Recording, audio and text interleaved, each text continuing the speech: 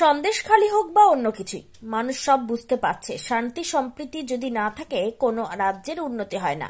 আজ এমনই বললেন ত্রিপুরার মুখ্যমন্ত্রী মানিক শাহ। আজ ঝটিকা সফরে ইসলামপুর শহরে এসে পৌঁছান। মালদায় ভারতীয় জনতা পার্টির মিটিংয়ে অংশগ্রহণ করতে সড়ক পথে মালদা যাওয়ার পথে তিনি ইসলামপুরে দাঁড়ান। শহরের জীবনমোড় এলাকায় বিজেপির এক কার্যকর্তা প্রবীর দাসের বাড়িতে দুপুরের মধ্যাহ্ন ভোজন করেন। মধ্যাহ্ন ভোজনের শেষে তিনি আবার মালদার উদ্দেশ্যে রওনা দেন। ত্রিপুরার মুখ্যমন্ত্রী মানিক শাহ বলেন, ভারতবর্ষে প্রধানমন্ত্রী নরেন্দ্র মোদী এখন বিশ্ববরেণ্য। তিনি গ্যারান্টি কথা বলেন, তাই মানুষ বুঝতে পারছেন যে ডেভেলপমেন্ট ছাড়া কিছু হবে না। তিনি বলেন, মালদায় একটি মিটিং রয়েছে, সেই মিটিংয়ে যাচ্ছি এবং আমাদের নিয়ম রয়েছে কার্যকর্তার বাড়িতে আহার গ্রহণ করার। সেই মতনই আজ ইসলামপুরে মধ্যাহ্ন ভোজন করছি। পশ্চিমবঙ্গে গতবারের লোকসভা নির্বাচন থেকে বেশি আসন হবে বলে তিনি আশাবাদী। ত্রিপুরায় ডেমোক্রেসি আছে, লোকে শান্তিতে আছে। ত্রিপুরায় মধ্য সরকারে এসে যোগদান করেছে, পাহাড় সমতল এখন আনন্দে আছে। ত্রিপুরায় না আসলে বুঝতে পারবেন না। সন্দেশখালী হোক বা অন্য কিছুই, মানুষ সব বুঝতে পারছে শান্তি সম্প্রীতি যদি না থাকে কোনো রাজ্যের উন্নতি হবে না। যিনি গার্জিয়ান শুধু ভারতবর্ষের না, এখন বলতে গেলে বিশ্ববরেণ্য, সমস্ত জায়গায় যার নাম সবাই জানে, হচ্ছে আমাদের ভারতবর্ষের মাননীয় প্রধানমন্ত্রী নরেন্দ্র মোদী। উনি যেভাবে চিন্তা করেন, যে মানুষের জন্য যেভাবে ভাবেন, এবং উনি গ্যারান্টির কথা বলেন, মানুষ বুঝতে পারছে যে ডেভেলপমেন্ট ছাড়া কিচ্ছু হবে না। তো আমি এই রাজ্যে তো সবসময় আসি না, এই জায়গা দিয়ে আমি প্রথম এলাম। আমি তা আমাদের পার্টির মিটিং আছে মালদাতে, তো অন দ্য ওয়ে আমি এই জায়গা দিয়ে আমি যাচ্ছি। আজকে আমাদের নিয়ম হচ্ছে কার্যকর্তার বাড়িতে আমরা সাধারণত খাওয়া দাওয়ার ব্যবস্থা করি।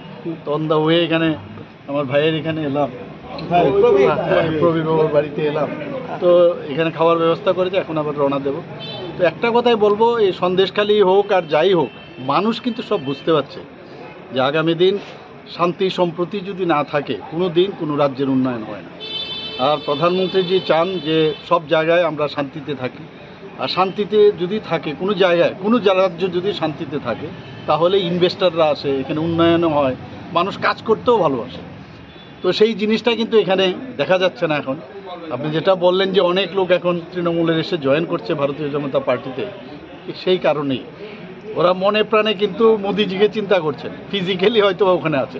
এবং আস্তে আস্তে দেখবেন সব মানুষ ভারতীয় জনতা পার্টির যে চিন্তা ভাবনা, সেই চিন্তা ভাবনায় যদি না আসে, তাহলে দেশের ডেভেলপমেন্টও হবে না, রাজ্যেরও ডেভেলপমেন্ট হবে না, আর নিজেরও ডেভেলপমেন্ট হবে না।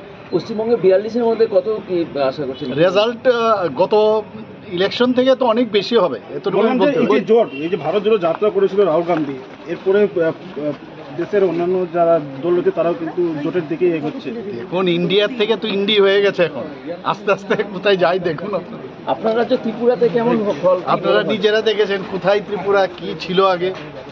আমার রাজ্যে আপনি যদি যান দেখবেন মানুষ শান্তিতে আছে, এখানে সব মানুষের অধিকার আছে।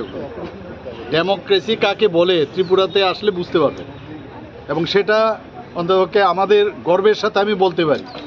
ত্রিপুরাতে কমিউনিস্টদের রাজত্ব ছিল, আর ভারতীয় জনতা পার্টির আমরা দুবার আমি মুখ্যমন্ত্রী হিসেবে আসলাম, মানুষ ওখানে শান্তিতে আছে। আজকেও সকালবেলা দেখুন আপনার যারা আমাদের ত্রিপুরা, যাকে আমরা পপুলারলি মথা বলি, তারাও এসে জয়েন করেছে আমাদের মিনিস্ট্রিতে। তো এখন পাহাড়ে সমতলে সবাই মিলে একাকার, এবং মানে প্রধানমন্ত্রীজির মার্গদর্শনে আমরা চলছি, এবং ত্রিপুরাতে শান্তি মানে প্রতিষ্ঠিত। সেটা খুব ভালো হবে। 7 সিস্টার না, এখন অষ্টলক্ষ্মী। আচ্ছা দাদা,